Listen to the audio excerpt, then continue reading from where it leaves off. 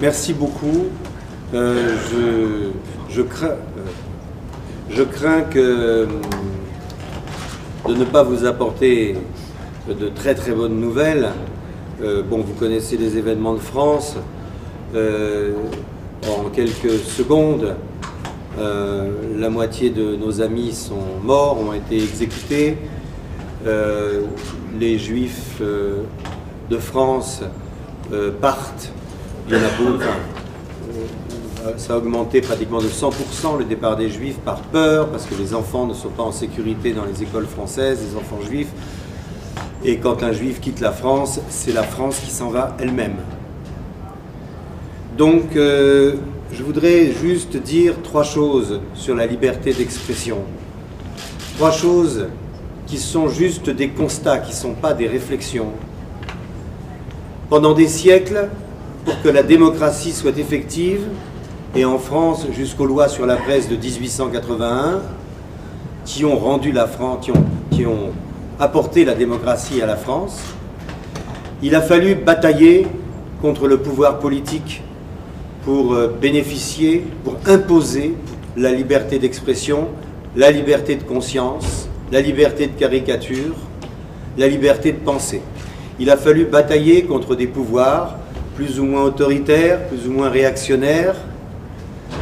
Il a fallu batailler encore il y a peu de temps. Moi-même, quand j'étais directeur de Charlie Hebdo, j'ai eu une vingtaine de procès que j'ai à peu près tous gagnés.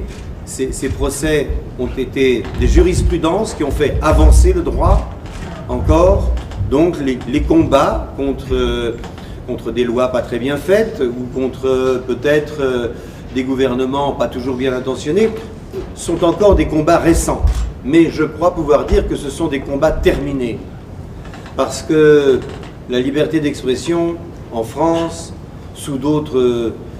avec d'autres lois, dont on pourrait discuter à l'infini, mais elles sont garanties aussi en Allemagne, aux États-Unis, en Hollande, à peu près partout. Les relations des gens qui ont nécessité, pour qui la liberté d'expression est une nécessité, ce combat contre le pouvoir est terminé. On l'a gagné.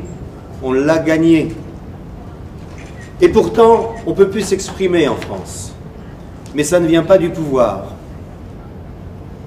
Ça vient de quelque chose qui se passe à l'intérieur de la population. Pour la première fois dans son histoire, vraisemblablement, dans son histoire républicaine et démocratique, la France est terriblement menacée. On ne peut plus s'exprimer librement. Non pas parce que un pouvoir quelconque nous en empêcherait ou exercerait une censure, mais c'est parce qu'une partie de la population nous en empêche. Une partie de la population islamique qui s'est radicalisée et qui n'hésite pas à tuer pour empêcher les gens de s'exprimer. La liberté d'expression, évidemment, ne se négocie pas. Il est bien évident que si on fait des concessions, si on est prêt à perdre notre honneur pour la sécurité, les musulmans radicaux ne feront qu'avancer. On perdra à la fois l'honneur et la sécurité, pour paraphraser une phrase célèbre. Néanmoins, désormais, la question se pose. Est-il encore raisonnable en France de s'exprimer librement, à moins de signer pour être un martyr? Mon camarade Riz, qui est directeur de Charlie Hebdo, fait aujourd'hui l'objet d'une fatwa. 200 000 $ sont sur sa tête pour l'exécuter. C'est un ministre pakistanais qui a promulgué cette fatwa. Ce que je voudrais dire aussi, c'est que pendant longtemps, et ça je tiens vraiment à le dire et ça me tient à cœur, on a dit que ces problèmes qui émanaient, par exemple, des banlieues françaises, parce que la France intégrait mal, parce que la France ne faisait pas son travail d'intégration avec les populations immigrées. On avait une analyse sociologique des problèmes que pose notamment le terrorisme. Cette analyse sociologique est fausse.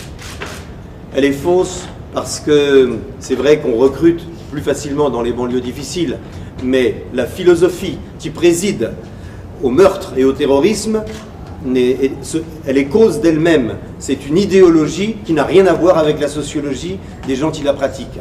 Parce que parmi eux, il y a des gens qui sont riches, pauvres, venus de pays très différents, dont les conditions de vie sont très différentes.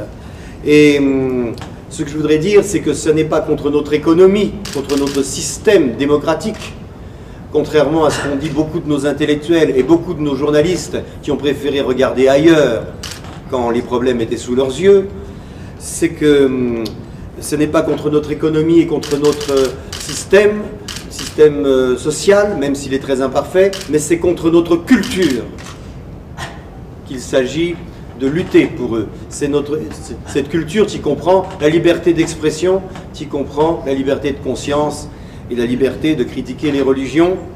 Et il faudrait désormais, bien sûr, que, d'une façon générale, l'islam, dans les pays démocratiques notamment, mais partout ailleurs, accepte de se réformer pour ne plus être la religion qui produit une idéologie qui pense, qui donne à penser que la loi religieuse est au-dessus de la loi des hommes, que la loi religieuse est au-dessus du droit commun.